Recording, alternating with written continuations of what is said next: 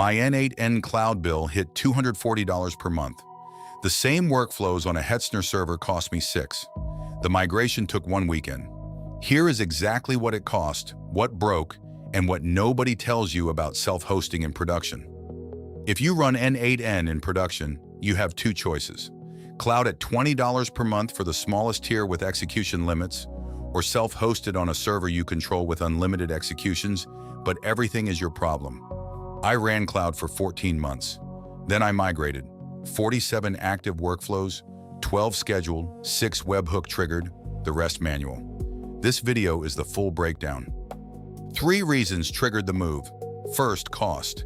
n8n cloud charges per execution. My workflows ran roughly 40,000 executions per month. On the pro tier, that put me at $240 per month plus tax. Not enterprise budget, but enough to notice. Second, data sovereignty. 2 of my workflows handle customer email and 1 handles invoice data. Even though it is GDPR compliant, having that data run through someone else's infrastructure is 1 more contract to maintain. Self-hosted means the data never leaves servers I control. Third, latency. I had 3 workflows that called local API endpoints in my own infrastructure. The cloud added between 200 and 400 milliseconds round trip per call. Self-hosted on the same network as those endpoints cut that to under 20 milliseconds. Hetzner Cloud has multiple server tiers. I evaluated 3 options. The CX22 at €5.83 per month. 2 vCPU shared, 4 GB RAM, 40 GB SSD. This is what most tutorials recommend. The CPX21 at €7.65 per month. 3 vCPU shared, 4 GB RAM, 80 GB SSD, slightly more headroom. The CCX13 at €12.85 per month. 2 dedicated vCPU, 8 GB RAM, 80 GB SSD. Dedicated CPU means no noisy neighbors. I chose the CX22.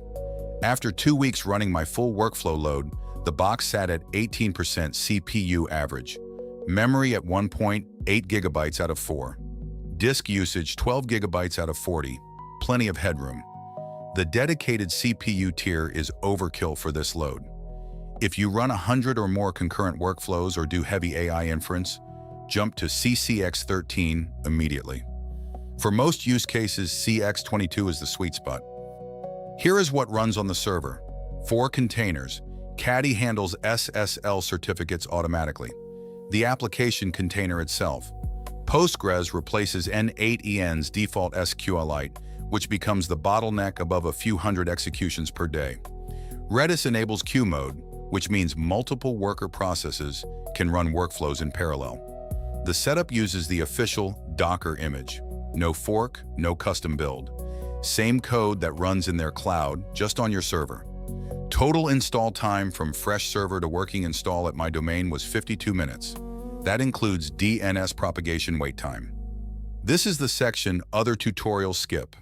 Migration is not free. Problem 1, webhook URLs. All my webhook triggered workflows had Cloud Pro URLs registered with third-party services. After migration, those URLs returned 404. I had to update 16 webhook registrations across 9 different services. Took 3 hours. Lesson: before migration, audit every webhook URL in use. Make a list. Plan for the update window. Problem 2, credentials. Cloud Pro stores credentials encrypted with a key tied to your cloud workspace. The export does not include credentials in usable form. I had to re-enter 41 credentials manually. OAuth tokens for Google, Slack, Notion, Airtable, all of them. Lesson: schedule 4 hours for credential re-entry. Have your password manager ready. Problem 3, time zone. Cloud Pro runs in UTC. My new server defaulted to UTC2, but my scheduled workflows assumed Europe Berlin time. 3 workflows ran at the wrong hour for 2 days before I noticed. Lesson: set the TZ environment variable in your Docker Compose to your local time zone and test all scheduled workflows after migration. Problem 4, execution data. Cloud Pro stores execution history by default. The export does not include it. If you rely on execution logs for debugging or audit trail, you lose everything older than the migration date.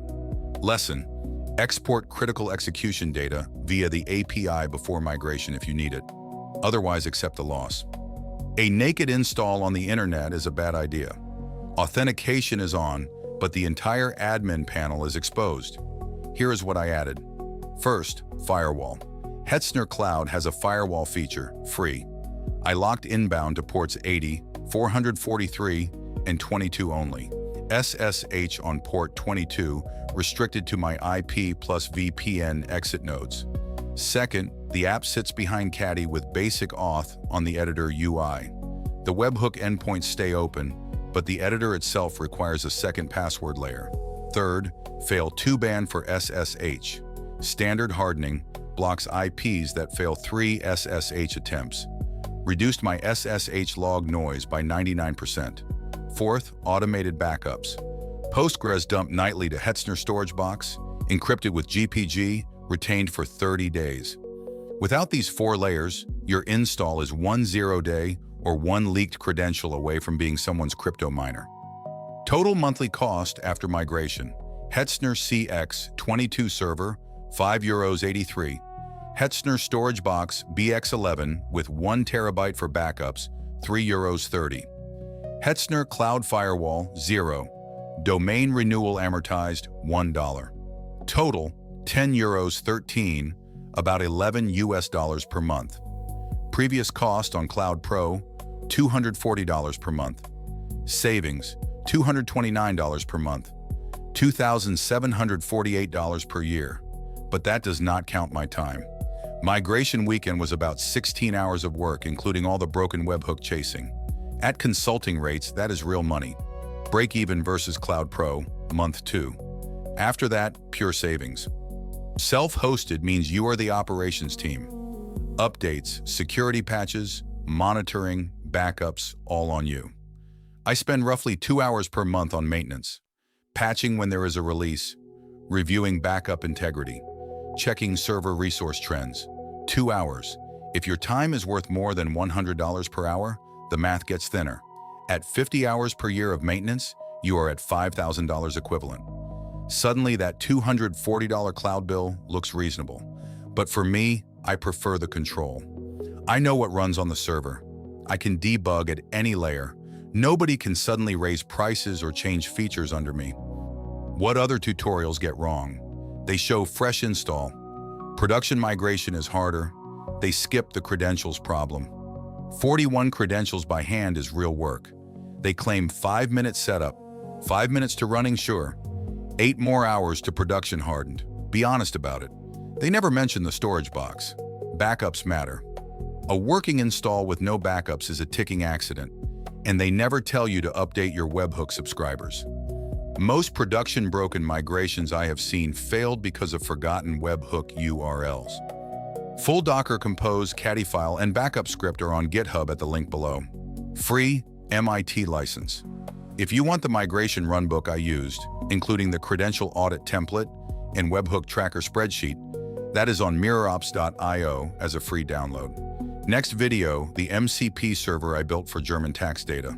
Subscribe if you want to see that one.